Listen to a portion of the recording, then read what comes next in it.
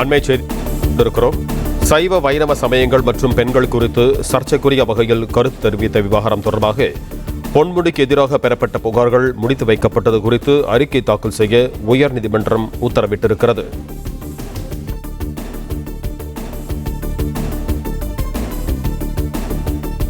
இது தொடர்பான கூடுதல் விவரங்களோடு இணைக்கிறார் எமது செய்தியாளர் ஆனந்த். வணக்கம் ஆனந்த், உங்களிடம் இருக்கும் தகவல்களை சொல்லுங்க.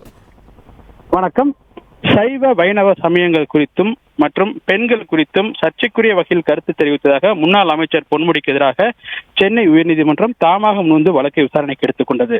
இந்த வழக்கு நீதிபதி வேல்முருகன் முன்பாக இன்று மீண்டும் விசாரணைக்கு வந்த பொழுது தமிழ்நாடு அரசு தரப்பில் ஆஜரான தலைமை வழக்கறிஞர் PS ராமன் பொன்முடிக்கு எதிராக பெறப்பட்ட 115 புகாரில் 71 புகார்கள் முடித்து வைக்கப்பட்டு சம்பந்தப்பட்டவர்களுக்கு தகவல் தெரிவிக்கப்பட்டதாகவும் மேலும் 40 புகார்கள் முடித்து வைத்தது குறித்து புகார்தாரர்களுக்கு தபால் மூலமாக தகவல் அனுப்பப்பட்டிருப்பதாகவும் 4 புகார்கள் ஆன்லைன் மூலமாக முடித்து வைக்கப்பட்டிருப்பதாகவும் தெரிவிக்கப்பட்டது.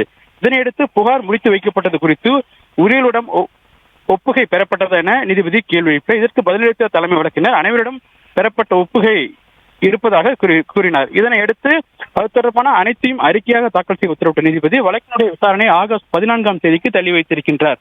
பிளே ஸ்டோர் மற்றும் ஆப் ஸ்டோரில் இருந்து பாலிமர் செயலியை QR கோடு மூலம் பதிவிறக்கம் செய்யுங்கள்.